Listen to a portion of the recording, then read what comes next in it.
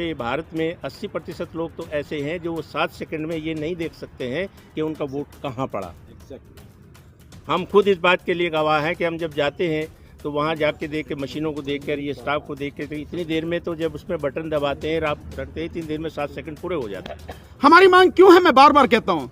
हमारे साथ में आदरणीय जस्टिस वी ईश्वरैया साहब भी बैठे हैं, आदरणीय जस्टिस वीरेंद्र कुमार जी भी बैठे हैं। अब इनसे बेहतर कौन जानता होगा। इलेक्शन कमीशन हर बात पे रेसिस्ट कर रहा है, किसी भी बात को बताने को तैयार नहीं है। न मशीन दिखाने को तैयार है, न देने को तैयार है, न उसमें कुछ वीवीपैट की जो मांग की गई है इंडिया गठबंधन द्वारा उसे भी मानने को तैयार नहीं है। और जहां तक पर्चियों की गिनती की बात है, मुझे मालूम है कि जब बैलेट पेपर से चुनाव होता था तो ज़्यादा से ज़्यादा 24 घंटे में सारे बैलेट पेपर गिन जाते थे। मैं खुद इसका गवाह रहा हूं, काउंटिंग मैं शामिल रहा हूं। मेरे ताऊजी एमपी रहे हैं, मैं इसलिए जानता हूं खुद इन सारी चीज़ों को। ये जो सारी चीजें हैं ये केवल बहाने हैं इस बेईमानी को बरकरार रखने के। चोर की दाढ़ी में तिनका नहीं है। मुझे तो लगता है पूरी दाढ़ी केवल तिनकों ही तिनकों से है, उसमें बाल वगैरह कुछ है ही नहीं। ये स्थिति है हकीकत में, नहीं तो उसे क्या दिक्कत है। इसीलिए जो हमारी मांग है बहुत स्पष्ट है, और मांग हमारी यह है कि कोई ईवीएम नहीं, कोई वीवीपैट नहीं, केवल और केवल बैलेट पेपर। हमारी मांग क्यों है, मैं बार बार कहता हूं। हमारे साथ में आदरणीय जस्टिस वी ईश्वरैया साहब भी बैठे हैं, आदरणीय जस्टिस वीरेंद्र कुमार जी भी बैठे हैं। अब इनसे बेहतर कौन जानता होगा कि जो मशीनें हैं, मैं आपसे ही पूछता हूं, आप सबसे पूछता हूं, क्या जानते हैं कि मशीन की तकनीक क्या, वो कैसे काम करती है? कोई नहीं जानता। मैं बार बार ये इसलिए इसका कोई मतलब नहीं है जो इंडिया गठबंधन भी ये बात कर रहा कि पर्ची दे दो और उसे डाल दो डिब्बे में। कहानी खत्म करो ना, पर्चा हाथ में दो, उस पर ठप्पा लगाओ, बैलेट बॉक्स में डालो, गिनवाओ, छुट्टी। बहुत सीधा सा है। इसमें एक चीज़ मैं ऐड करना चाहता हूं, बस सिर्फ कि कानूनी प्रॉब्लम बताई जा रही है कि जो इलेक्शन के रूल्स हैं उसमें चेंज करना पड़ेगा, उसमें पार्लियामेंट को इन्वॉल्व करना पड़ेगा। हालांकि पार्लियामेंट का सेशन अभी हमने देखा था, नई पार्लियामेंट बनाने के लिए सेशन बुला लिया गया था, लेकिन उससे भी बड़ी बात यह है कि यहाँ सब लीगल ल्यूमिनरीज बैठे हुए हैं।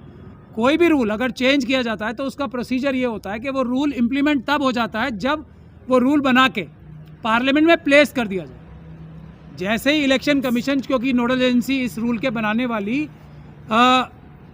इलेक्शन कमीशन होगी, तो इलेक्शन कमीशन अगर रूल चेंज करके पेपर बैलेट का रूल बना के डालती है, पार्लियामेंट में सिर्फ प्लेस करना होता है। हर एक कानून में ये लिखा होता है, as soon as the amended rules are placed before the parliament, place करना होता है, कोई पास कराने की भी ज़रूरत नहीं है।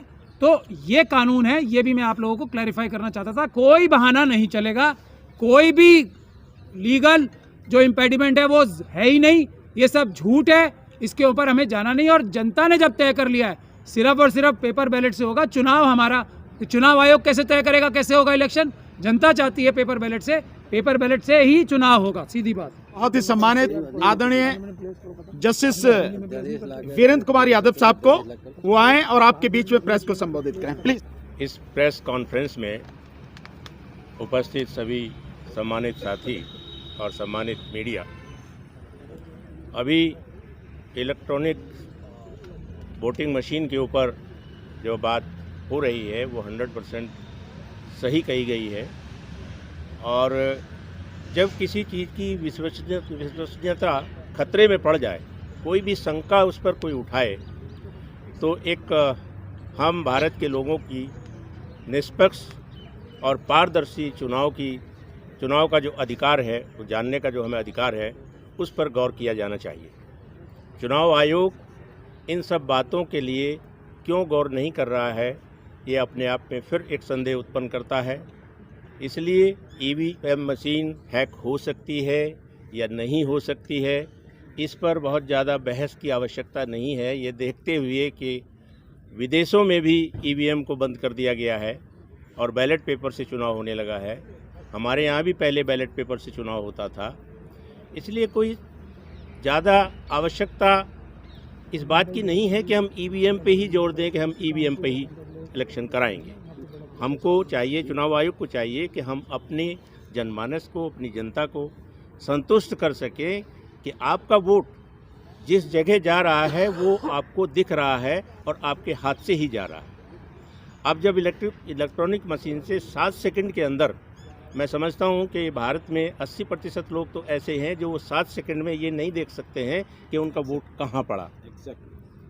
हम खुद इस बात के लिए गवाह हैं कि हम जब जाते हैं तो वहाँ जाके देख के, मशीनों को देख कर, ये स्टाफ को देख के, तो इतनी देर में तो जब उसमें बटन दबाते हैं, आप करते हैं, इतनी देर में 7 सेकंड पूरे हो जाते हैं, आप उसे देख ही नहीं सकते।